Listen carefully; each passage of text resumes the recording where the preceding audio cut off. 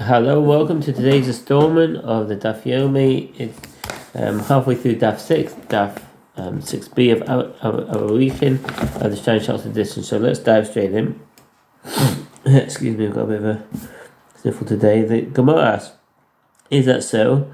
But Rabbi Yana, who was a charity collector, borrowed money belonging to the charity repaid. The Gemara answers, the case of Rabbi Yana is different. The footnote states here, Shnei Rabbi Yanai. Normally, a charity collector may not borrow from the charity fund for which he collected, but he may borrow from the charity and pay it back if the poor will thereby derive benefit, e.g., if he is able to impel others to give more charity. In this regard, charity is unlike the temple treasury, as consecrated property may not be used at all. This halakha is according to the practice of Rabbi Yanai, explained by the Gemara, and that's from the Shulchan Aruch Yodea 259.1. It is beneficial to the poor that he be allowed to borrow repay, as the longer he leaves the charity fund empty, the more he impels people to give charity, and he thereby brings more money to the poor. Interesting counterintuitive point. The sages taught a brayta that deals with a similar matter. In the case of a Jew who donates a candelabrum, so what's the footnote on candelabrum? Yisrael shehis nadev menorah. If a Jew donates a candelabrum or a lamp to the synagogue, is prohibited to use for a mundane purpose, i.e. to sell it and buy something else with the funds. But once the owner's name has been forgotten, and people no longer refer to it as an item donated by so-and-so, it is permitted to change it. It's permitted to change it for the purpose of a mitzvah, even if the owner's name has not yet been forgotten. And that's from the Rambam Sefer Zerayim Hilchot Matanot. The name 86 Shulchan Aruch Yodea 259.3, or lamp. So there's a picture here of an earthenware lamp from the Talmudic period. So you have the Gemara, you can see the picture on page 38. So the synagogue is prohibited to change it and use it for another purpose. Rabbi Abba thought to say that there is no difference whether he wishes to change it for a voluntary matter or for a matter involving a mitzvah, as in both cases it is prohibited. Rabbi Abi said, Rabbi Abba, this is what Rabbi Yochanan says. When the sages taught a brayta, they taught only that it is prohibited when he changes it for a voluntary matter, but it is permitted to change it for a matter involving a mitzvah. This halakha is derived from the fact that Rabbi Asi says that Rabbi Yonatan says, with regard to a Gentile who donated a candelabrum, his nave menorah. If a Gentile donates a candelabrum or another item to the synagogue, it's prohibited to change it and use it for another purpose, even for the matter involving a mitzvah, until the owner's name has been forgotten. The concern is that the Gentile will say that he donated an item to the synagogue of the Jews, and they took it for themselves. This ruling is according to the opinion of Rav Asi, cited by Yonatan, and following the conclusion of the Gemara, Rabbi Sefer Zerayim Hilchot Matanot Neim 87 Shulchan Yodea 259.3. Or lamp to the synagogue, if it is before its owner's name has been forgotten, either people still remember that he donated the item, it's permitted to change it and use it for another purpose. Once the owner's name has been forgotten, it's permitted to change it. The Gemara clarifies, with regard to what purpose, because it says that we may not change it before the owner's name was forgotten. If we say they're prohibited to change it for a voluntary matter, why does the Bible specifically mention a Gentile?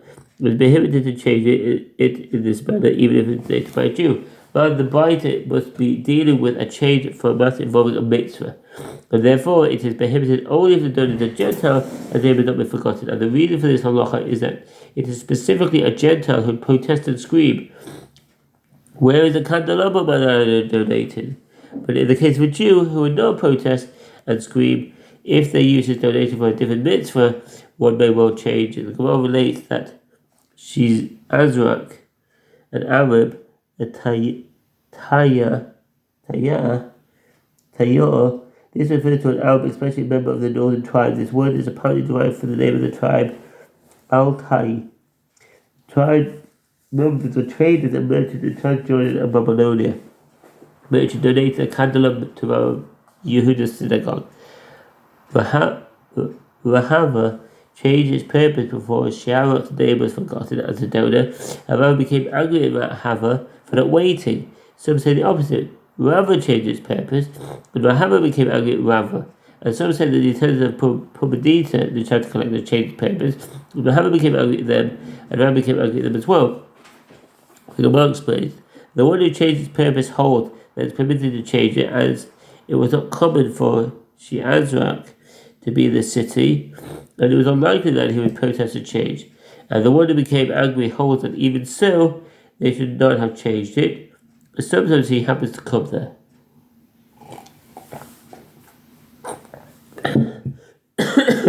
One who is murmured and one who is taken to be executed after being sentenced by the court is neither an object of a vow nor valuated.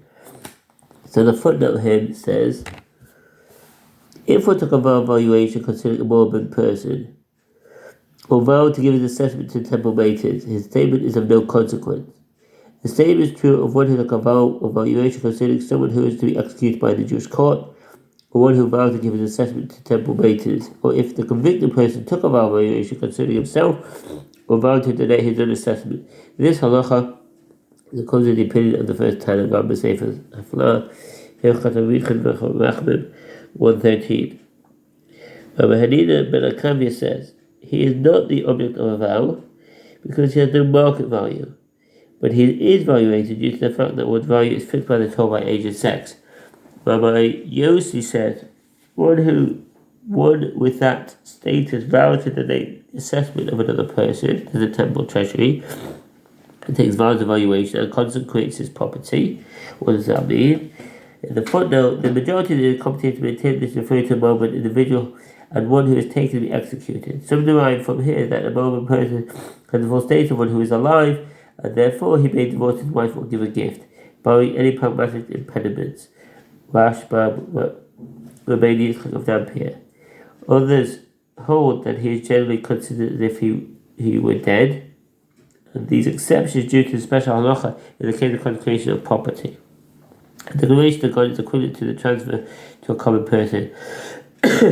The main Hanana see the verse condition for 16, by contrast in Tosefta 3:1 and Tos Kohanim on Leviticus 27:29 indicate the Gemara statement is referring to one who is taken to be executed, not to a murmured individual. This appears to be the Rambam's opinion as well. The Rambam Sefer Haflah Hilchot Arakhin Daf 114 Silech Mishnah there. And if he damages, with regard to one who is taken to be executed by the Jewish court, that one? If he takes a vow of valuation concerning someone, or vows to pay his assessment or causes damage, he is obligated to pay and the debt is collected from his estate. The Rambam rules in accordance with the opinion of Rabbi Yossi, and according to the halacha that a loan by all agreement can be collected from his heirs. That's in the Rambam Sefer Haflah Hilchot Arakhin 114 Lech Mishnah there. Probably with others he's liable to pay compensation. The Gemara asks, granted it makes sense that one who is murmured is not the subject of a vow, and he has no monetary value. And it also stands to reason that he is not valuated, as he is not subject to setting, i.e. standing, and therefore is not subject to valuation. The verse states, then he shall be set before the priest, and the priest shall value him, in Leviticus 27:8. This teaches that anyone who cannot stand, such as one who is dying, is not included in halacha of valuation. But with regard to one who is taken to be executed, granted, he is not the object of a vow, as he has no monetary value, since no one would purchase him. But with regard to the Mishnah statement that he is not valuated, why not? The Gemara answers that the reason is as what it is taught in a Baita. From where is it derived? That in a case of one who had been taken to be executed and who said, my valuation is upon me to donate to the temple, that he did not say anything, and the valuation is not collected from his estate. The verse states, anything dedicated heaven that may be dedicated of men shall not be redeemed, Leviticus 27:29. And this teaches that with regard to one who is worthy of excommunication, harem, I condemn to death, one cannot redeem him, I pay his valuation. One might have thought that this applies even before his verdict is issued. This halacha applies even if there is one issued the statement before being sentenced to death. Therefore the verse states of men and not all men, i.e. only some men dedicated to be executed have no valuation, and not all of them. The Gemara asks, and with regard to Rabbi Hanina ben Akavia, who says in the Mishnah that even if a person taken to be executed is valuated, due to the fact that one's value is fixed, what does he do with the phrase anything dedicated? The Gemara answers that he requires it for that which is taught in a Baita. Rabbi Shmuel to the Rabbi Yochanan ben Baroka says, since we are found with regard to those executed in the hand of heaven, that they give money and their sins are atoned. And this is stated in the case of the owner of the foreign ox that killed a person. The ox shall be stoned, and its owner shall also be put to death. If they were laid upon him a ransom, then he shall give for the redemption of his life whatsoever is laid upon him. Exodus 21, 29 to 30. One might have thought that even with regard to those liable to receive the death penalty in the hands of man, it is so that one can pay in lieu of execution. Therefore, the verse states, anything dedicated that may be dedicated of men shall not be redeemed. Leviticus 27:29. I derived only that one can give payment in lieu of execution with regard to severe prohibition punishable by the death penalty, e.g. blasphemy or cursing one's father, for which no atonement is designated in the Torah for the unwitting violation. From where is it derived that the same applies to less severe prohibitions punishable with the penalty, e.g. violating Shabbat, killing, for which atonement of an offering or exile is designated in the Torah for the unwitting violation. The verse states anything dedicated to include all prohibitions punishable by court administered execution. The Mishnah teaches with regard to one who is taken to be executed. The Rabbi Yossi says, such a person vows to donate the assessment of another person to the temple treasury and takes vows of valuation and consecrates his property, and if he damages the property of others, he is liable to pay compensation. The Gemara asks, and does the first Tanna say that such a person does not vow to donate the assessment of another person to the temple treasury and take vows of valuation? Such a Rabbi Yossi could be understood as disputing his opinion. The first Tanna merely said that such an individual is not subject to vows of valuation. What is the difference between their opinions? Rather, with regard to whether or not one who is taken to be executed can vow to donate the assessment of another person to the temple treasury and take vows of valuation and consecrate his property, everyone, including the first Tanna, agrees that he can. When they disagree, it is in a case where he causes damage. The first Tanna holds that if he causes damage, he is not liable for payment.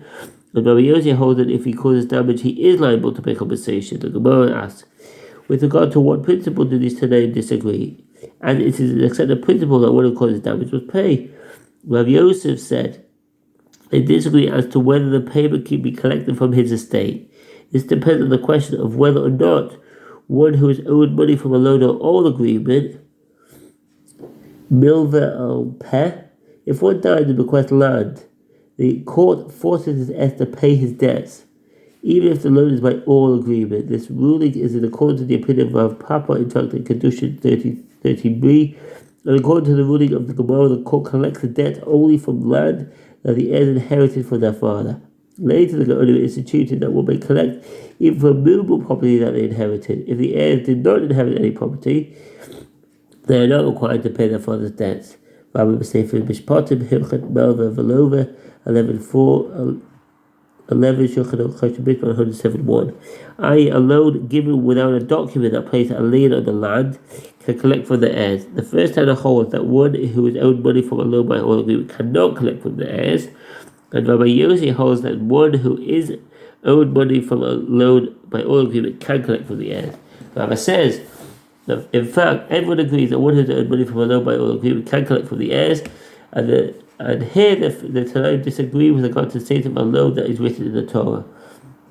The priest does not collect money from the property for the redemption of the firstborn. Likewise, all financial obligations mandated by the Torah are not collected from lien property, as a debt is written in the Torah is not considered as though it is written in a document. Shulchan Aruch Yehuda 305:16. See the Shech and the Taz and the Beor Hagwa there. I.e., a financial obligation decreed by the Torah, such as paying damages. The first Tanna holds that a loan that is written in the Torah is not considered as though it is written in a document and may not be collected from the heirs. But we usually hold that such a loan is considered as though it is written in a document and therefore may be collected from the heirs. And there are those who teach the dispute between Rava and Rav Yosef with regard to this brighter. In the case of one who is taken to be executed after being sentenced by the court, if he injured another, he is liable for payment. But if others injured him, they are exempt, as they would be if they injured a dead person. Rabbi Shimon ben Elazar says, Even if it was he who injured others, he is exempt and cannot be brought back to stand before the court for judgment, since he must be executed without delay. So the footnote here, Shlonita Lecha Zawas Amidas based in. Once a verdict of capital punishment is rendered and the defendant has no help of being acquitted and anticipates death, he must be executed immediately rather than suffer from the delaying of his death, and that's from Rashi understood 135a. This is according to the interpretation of the verse, and you shall love your fellow as yourself, because 1918, that the court should choose a dignified death for condemned persons, that's Ramah and 135a. Alternatively, this is based on the general requirement to prevent suffering to living creatures, obeying the Gershom or Hagolah, yet others explain that he must be executed as soon as possible in order to fulfill the mitzvah in Deuteronomy 1919, and you shall put away the evil from your midst. That's from Devar Avraham. That's the end of that Omid.